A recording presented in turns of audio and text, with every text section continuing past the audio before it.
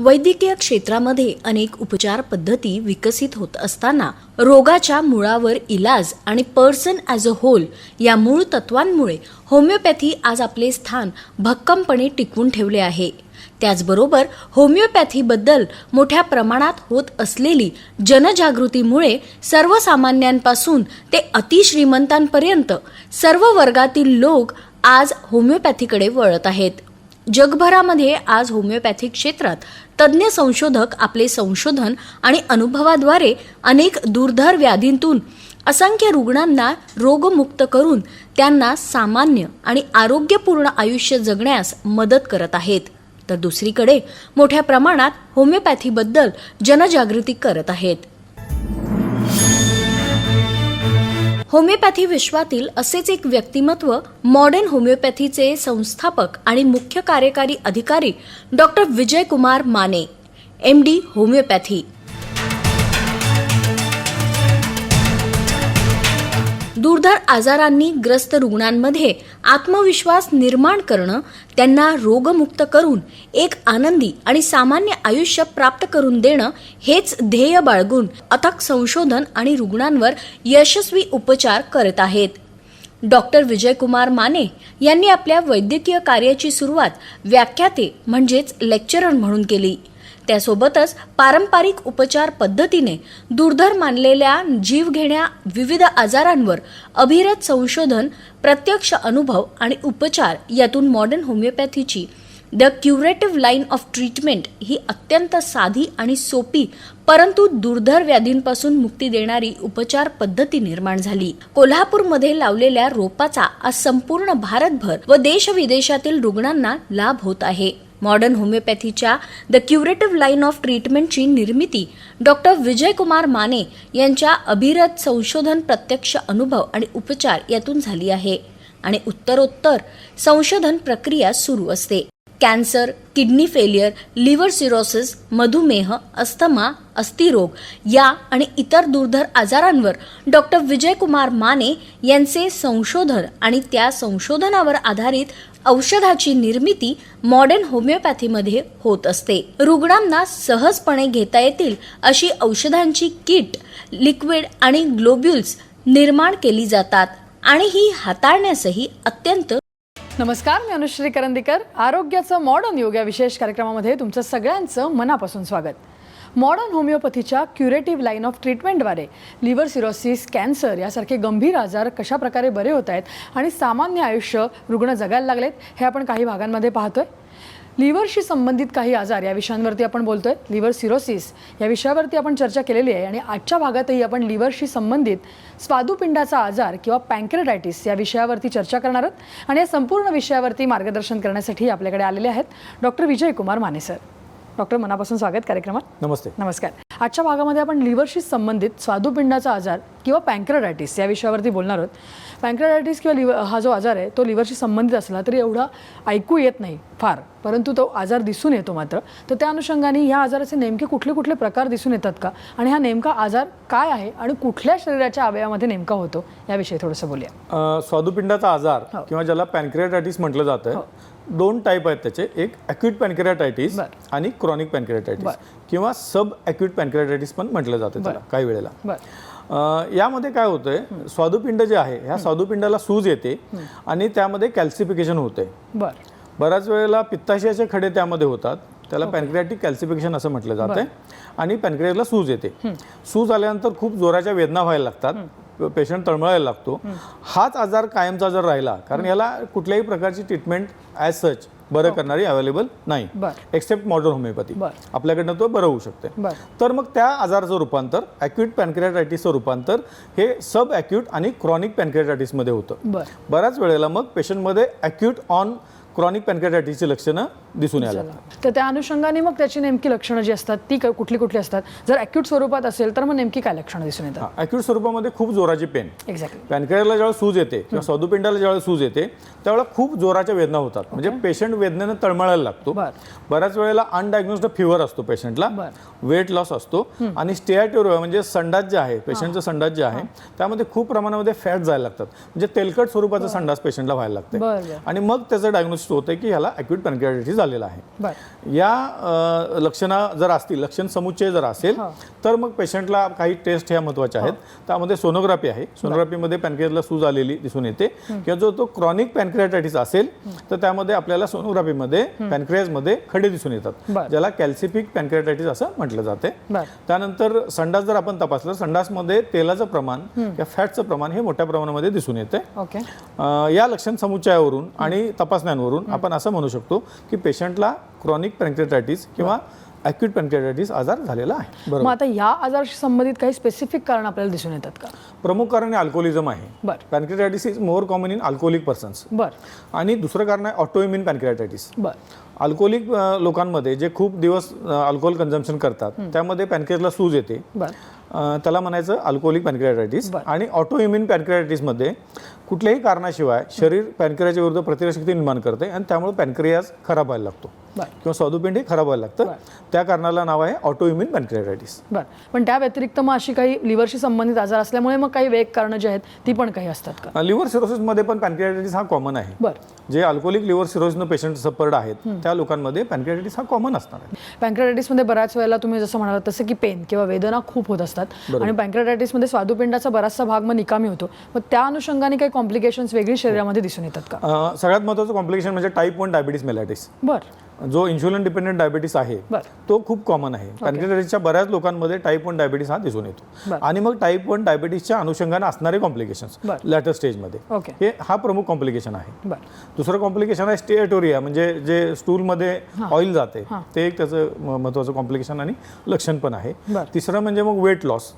आणि त्यामध्ये क्रॉनिक कॅल्सिफिक पॅनक्रियाटायटिसमध्ये जे खडे असतात, पित्ताचे खडे, ते त्या पॅनक्रियाजमध्ये अडकतात, पॅनक्रियाटिक डक्टमध्ये, आणि खूप जोराच्या वेदना होतात. ते पण एक महत्त्वाचं कॉम्प्लिकेशन. तर सर आपण बघितलं की कशा प्रकारे कॉम्प्लिकेशन्स जी आहेत ती स्वादुपिंडाच्या आजारामुळे शरीरावरती होऊ शकतात. त्याची आपण लक्षणं बघितली, कारणं बघितली आणि एकंदरच मग मॉडर्न होमिओपॅथी कशा प्रकारे याच्यावर ट्रीटमेंट करते, रुग्ण जे आपल्याकडे बरे झालेले आहेत त्यांचे जे अनुभव आहेत ते आपण सगळे ऐकणार आहोत. परंतु इथे वेळ झाली एका छोट्याशा ब्रेकची.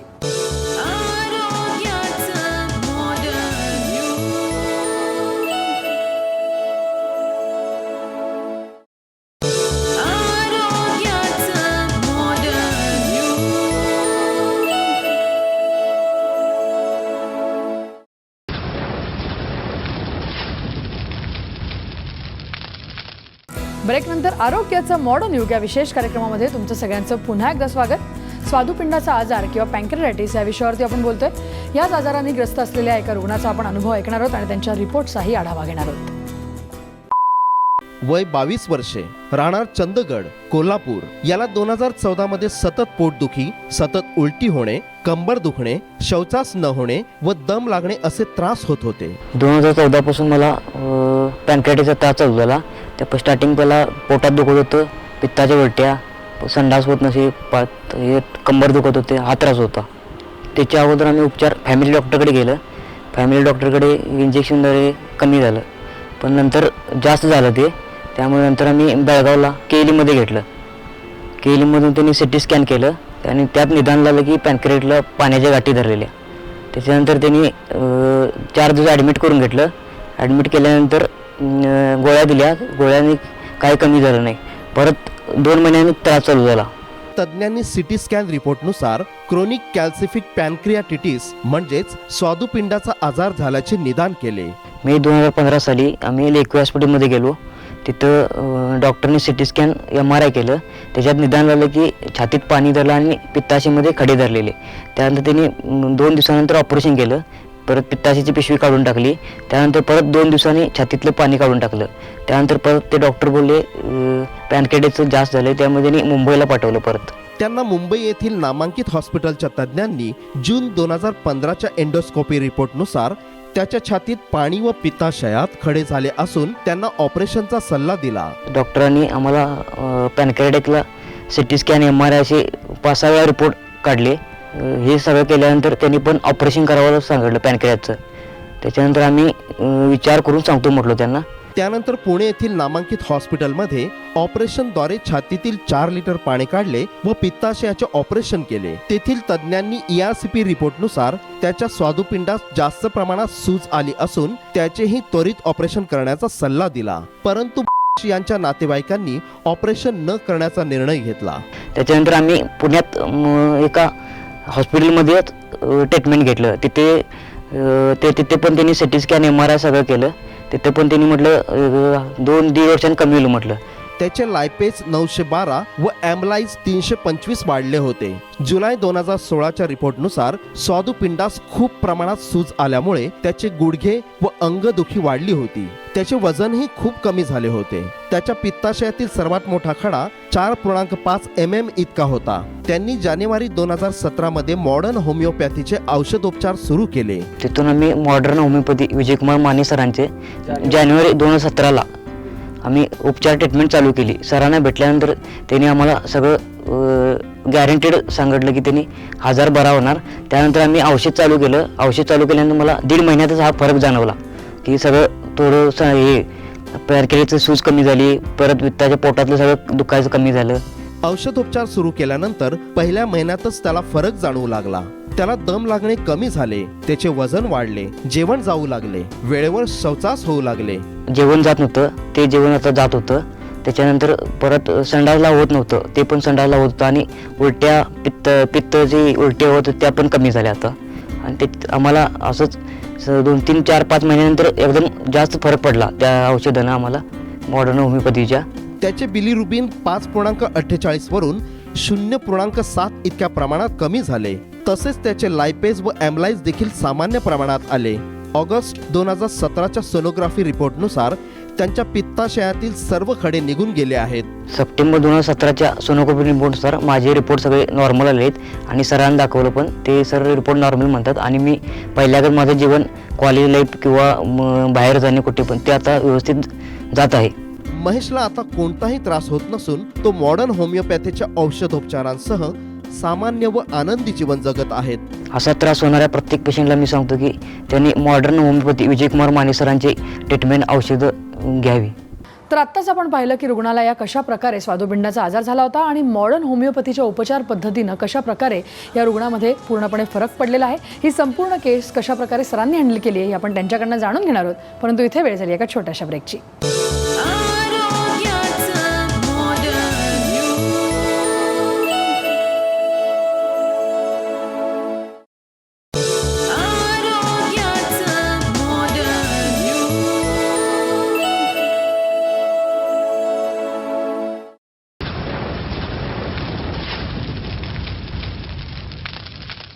ब्रेकनंतर आरोग्याचं मॉडर्न युग या कार्यक्रमामध्ये तुमचं सगळ्यांचं पुन्हा एकदा स्वागत. आपण स्वादुपिंडाचा आजार किंवा पॅन्क्रियाटायटिस या विषयावरती चर्चा करतोय. डॉक्टर, ब्रेकवर जाण्यापूर्वी आपण एका रुग्णाचा अनुभव ऐकलेला आहे, त्याचे रिपोर्ट्सही पाहिले. कशा प्रकारे ही सगळी केस हँडल केली आहे त्याविषयी आपण थोडंसं सांगूया. हा जो रुग्ण आहे हा ॲक्यूट ऑन क्रॉनिक पॅनक्रियाटायटिसचा रुग्ण आहे. त्याची हिस्ट्री पण आपण बघू थोडक्यात. 2014 साली पहिल्यांदा उलट्या पोटात दुखणं आणि संडासमधून ऑइल जाणं, ऑइली संडास होणं, त्याला स्टेआटोरिया असं म्हटलं जातं. ते लक्षण त्याच्यामध्ये पहिल्यांदा दिसून आलं. 2015चे पण त्याचे रिपोर्ट आहेत. त्यावेळेला त्याला छातीत आणि पोटात पाणी व्हायला लागलं, भूक कमी झाली आणि वजन कमी व्हायला लागलं.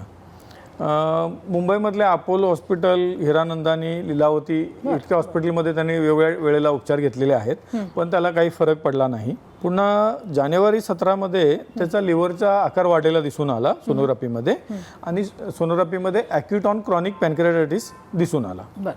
पॅनक्रियाटिस स्टेंटिंग पण त्याला केलेलं आहे. त्यावेळेला सिटी स्कॅनमध्ये ज्यावेळेला आपल्याकडे पेशंट आला 6 जानेवारी 17ला मॉडर्न होमिओपॅथीकडं, त्यावेळेला सिटी स्कॅन एक त्याचा अवेलेबल आपल्याकडे आहे त्यावेळेचा.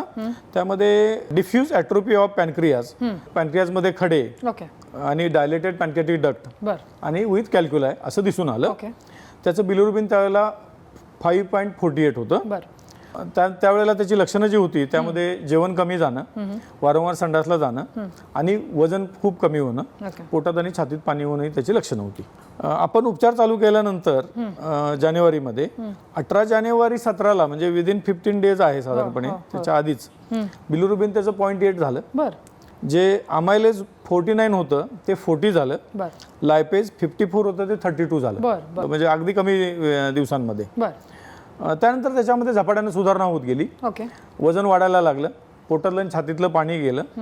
भूक लागायला लागली, ओके जे वारंवार पातळ संडासला आणि ज्यामध्ये तेल स्टियाटोरिया जो होता संडासमध्ये तो बंद झाला ओके आणि पेशंट आता पूर्णपणानं नॉर्मल लाईफ जगतोय. बरं 31/8/17 जे रिपोर्ट आहेत ते सगळे नॉर्मल आहेत. बरं. फक्त UAG मध्ये माइल्ड पॅनक्रियाटायटिस असं दाखवते. बरं नक्की म्हणजे पॅनक्रियाचा आकार वाढलेला आहे, लिव्हरचा आकार वाढलेला कमी झालेला आहे, पाणी गेलेलं आहे, सगळं रिपोर्टमध्ये दिसतंय. बरं. आणि पॅनक्रियाटिक जे एन्झाईम्स आहेत ते सगळे नॉर्मल आहेत आजच्या घडी. ओके बरं म्हणजे तो पेशंट बरा झालाय असं आपण म्हणू शकतो नक्की की ज्या आजारावर ॲलोपॅथीमध्ये काहीही ट्रीटमेंट क्युरेटिव्ह ॲज सच काही अवेलेबल नाही. एक्स्ट्रीम केसेसमध्ये ते पॅनक्रियाज काढून टाकायला सांगतात. की आत्ता या केसचं जर का बघायला गेलं तर मुंबईतल्या नामांकित हॉस्पिटल्समध्ये सुद्धा ट्रीटमेंट झालेली आहे, तरी सुद्धा ना लक्षणांमध्ये फरक पडलेला नाही आहे, रिपोर्ट्समध्ये सुद्धा फरक जाणून येत नाही आहे. परंतु मग मॉडर्न होमिओपॅथीची ट्रीटमेंट सुरू झाल्यानंतर जसं तुम्ही आत्ता म्हणालात की पूर्णपणे हा पेशंट जो आहे तो आता सामान्य आयुष्य जगायला लागला आहे, ते सुद्धा खूप कमी काळामध्ये. तर मग या दोन नेमक्या ट्रीटमेंट्समध्ये काय फरक जे आहे जेणेकरून मग एवढी फास्ट त्यांच्यामध्ये प्रगती जी आहे ती झालेली आहे? मॉडर्न होमिओपॅथीचं वैशिष्ट्य आहे की आपल्याकडे पॅथॉलॉजिकल चेंजेस रिव्हर्स होतात. बरं pathological changes in any organ आपल्याकडे रिव्हर्स होतात. ओके. हे आपल्या ट्रीटमेंटचं, हे आपल्या रिसर्चचं वैशिष्ट्य आहे. बरं त्यानुसार हे जे पॅनक्रियाटायटिसमध्ये जे चेंजेस झालेले ते रिव्हर्स झालेले आपल्याला दिसून आलेलं आहे. मॉडर्न ट्रीटमेंट की ज्याला ॲलोपॅथिक ट्रीटमेंट असं म्हटलं जात आहे, त्या ट्रीटमेंटमध्ये आजार बरे करायची ट्रीटमेंट कुठलीही नाही आहे. बरं आणि आपण जर विचार केला तर आपल्याला कळून येईल की ते फक्त सिम्पटमॅटिक ट्रीटमेंट आहे. ते लोक लक्षणं ट्रीट करतात, आपण आजाराचं कारण ट्रीट करतो, त्याच्यावर योग्य उपचार करतो आणि ते आजार रिव्हर्स होतो. हे आपल्याला पेशंटच्या लक्षणांमध्ये आणि रिपोर्ट्समध्ये पण दिसून येते. हा फरक कन्व्हेन्शनल ट्रीटमेंटमध्ये आणि मॉडर्न होमिओपॅथीमध्ये आहे. तर मग अशा प्रकारे पॅनक्रियास काढल्यानंतर मग शरीरावरती नेमके दुष्परिणाम होत असतील, ते साधारण कुठल्या प्रकारचे असतात ते काय सांगाल आपण? डायबिटीस आपण जे हे केलं की पॅनक्रियाज काम करत नसल्यामुळे डायबिटीस होतो, टाईप 1 डायबिटीस आहे जो, तो सगळ्यात महत्त्वाचा त्याचा साईड इफेक्ट आहे. बाकी पॅनक्रियाटिक एन्झाईम जे आहेत बरेचसे लायपेज आणि जे बरेचसेच कमी होतात अमायलेज, तर ते मग बाहेरून त्यांना ॲडिशनल घ्यावे लागतात. हा सगळ्यात महत्त्वाची गोष्ट आहे. आणि वेट लॉस हे थ्रू आउट पेशंटला राहतं आणि लक्षणिक फरक हा फार मोठा काही पडत नाही. म्हणजे पॅनक्रियाटॉमी सुद्धा नंतर सुद्धा काही पेशंट मी बघितलेले आहेत, त्यांचे अनुभव ऐकलेले आहेत, तर फार मोठा फरक पडतो पेशंटच्या लाईफस्टाईलमध्ये असं काही नाही आहे. तर मग आता स्वादुपिंडाचा आजार झालेला असेल तर मग साधारण रुग्णांनी काय काळजी घ्यायला पाहिजे? म्हणजे आपण मॉडर्न होमिओपॅथीची ट्रीटमेंट जेव्हा घेतो तेव्हा त्यांना कुठले सल्ले देतो की आपण ही काळजी घ्यायला पाहिजे? आजार होऊ नये म्हणून पहिल्यांदा काळजी घ्यायला पाहिजे. त्यामध्ये अल्कोहोल पासून लांब राहायला पाहिजे. अल्कोहोलचं कन्झम्पशन तर बंद करायला पाहिजे किंवा कमीत कमी घ्यायला पाहिजे. ही सगळ्यात महत्त्वाची गोष्ट आहे. आता अॅक्यूट पॅनक्रियाटायटिस ज्याला झाला, ज्याला ऑटोइम्युन पॅनक्रियाटायटिस आहे, तो काय काळजी घेऊ शकत नाही. म्हणजे आपोआपच होणारा तो आजार आहे, शरीर प्रतिकारशक्ती निर्माण करते. तर त्याला उपचार करायला मी असा सल्ला देईन की त्यांनी मॉडर्न होमिओपॅथीकडे यावं. कन्व्हेन्शनल उपचार पद्धतीमध्ये वेळ पैसा वाया घालवण्यापेक्षा, हॉस्पिटलायझेशनला प्रचंड लाखो रुपये खर्च करण्यापेक्षा मॉडर्न होमिओपॅथीमध्ये कमी पैशामध्ये आणि ओपीडी बेसिस ट्रीटमेंट होते आणि आजार बरं व्हायची शक्यता आपल्याकडे जास्त आहे. त्यामुळे आपण आमच्याकडे यावं, हे सगळ्यात जास्त चांगला डिसिजन राहील लोकांचा, त्या रुग्णांचा, असं मला वाटतं. मॉडर्न होमिओपॅथीमध्ये आता आपण लिव्हरशी संबंधित सगळे गंभीर आजार बोलतोय, तर त्या अनुषंगाने सुद्धा हे सगळे आजार ओपीडी बेसिसवरती कशा प्रकारे मग ट्रीट केले जातात? आपण ओपीडी बेसिसवर ट्रीट करतो. आपली उपचार पद्धती एक तर तोंडावाटे घ्यायचे औषध आहेत. कुठल्याही प्रकारे इंजेक्टेबल आपल्याकडे काय होमिओपॅथीमध्ये नसतेच. घरी राहून आपण त्याच्या फॅमिलीला ॲटमॉस्फिअरमध्ये तो पेशंट औषध घेऊ शकतो. दिवसातून फार वेळेला काय औषध घ्यायचं नसते. कुठल्याही प्रकारचा साईड इफेक्ट नाही आहे. सगळ्यात महत्त्वाची गोष्ट की मॉडर्न होमिओपॅथीच्या ट्रीटमेंटला कुठल्याही प्रकारचा साईड इफेक्ट नाही आहे. आणि आपण आता या केसमध्ये बघितलं की 15 दिवसामध्ये रिपोर्टमध्ये पण आपल्याला बदल दिसून आला. 15पेक्षा कमी दिवस आहेत ॲक्च्युली ते. तर हा जो बदल म्हणजे रुग्णांच्या लक्षणांमध्ये, त्याच्या आजारामध्ये आणि रिपोर्टमध्ये हा बदल पण दिसून येतो. हा सगळ्यात मोठा फरक मॉडर्न होमिओपॅथी आणि कन्व्हेन्शनल उपचार पद्धतीमध्ये आहे, असं आपण सांगू शकतो. सर, जाता जाता मला तुम्हाला विचारायचं आहे की आत्ता आपले जे प्रेक्षक पाहत आहेत त्याच्यामध्ये काही रुग्णही असतील, तर त्यांना आपण सल्ला काय देणार आहात? रुग्णांना सल्ला देईन की या आजारापासून आपण लांब राहायला पाहिजे आणि वेळोवेळी आपला हेल्थ चेकअप करायला पाहिजे. व्यसनं जे आहेत, तंबाखू आणि अल्कोहोल, याच्यापासून लांब राहायला पाहिजे. कारण बऱ्याच आजारांचं, जसं कॅन्सरमध्ये पण बघितलं की तंबाखूचं सेवन हे कारण आहे. लिव्हर सिरोसिस आणि पॅनक्रियाटायटिसमध्ये मेजर कॉझिटिव्ह फॅक्टर हा अल्कोहोल आहे. तर याच्यापासून रुग्णांनी लांब राहायला पाहिजे. आणि जर असे आजार दुर्दैवानं झाले तर खचून न जाता मॉडर्न होमिओपॅथीचा सल्ला घ्यावा आणि यातून बरं व्हावं, असं मी सांगेन. नक्कीच. म्हणजे आपण जसं म्हटलं जसं की अशा प्रकारचे गंभीर जे आजार आहेत, स्वादुपिंडाचा आजार असेल किंवा लिव्हर सिरोसिस असेल, ते सुद्धा मॉडर्न होमिओपॅथीच्या द्वारे पूर्णपणे बरे होत आहेत. आणि आपण नुसतं बोलत नाही, तर आपल्याकडे जे रिझल्ट्स आहेत ते आपण पुरावा दाखल देऊ शकतो. स्टॅटिस्टिकल डाटा आपल्याकडे आहे. इच अँड एव्हरी पेशंटच्या फाईल्स आपण ठेवलेल्या आहेत. बरं. आजारादरम्यान, उपचाराच्या पूर्वी, उपचारादरम्यान आणि उपचारानंतर जे काही डेव्हलपमेंट झाली बरं. ते आपण आपल्याला स्टॅटिकल डाटा आपण मेंटेन केले. डॉक्टर, या विषयावरती आज एवढं छान मार्गदर्शन तुम्ही केलं त्याबद्दल धन्यवाद. धन्यवाद.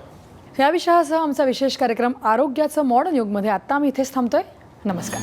आमचा पत्ता modern homeopathy research and treatment center, E ward, Gita Mandir जवळ, कावळा नाका, कोल्हापूर 416003.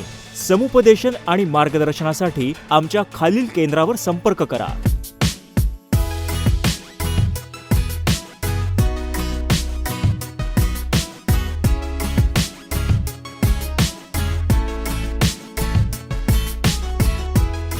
सल्ला आणि मार्गदर्शनासाठी मिस्ड कॉल द्या 7038833881. संपर्क क्रमांक 9730339009 किंवा 9372728009. आमचा टोल फ्री क्रमांक आहे 1800-121-8009. Website www.modernhomeopathy.com. आमचा ईमेल ID आहे contact@modernhomeopathy.com.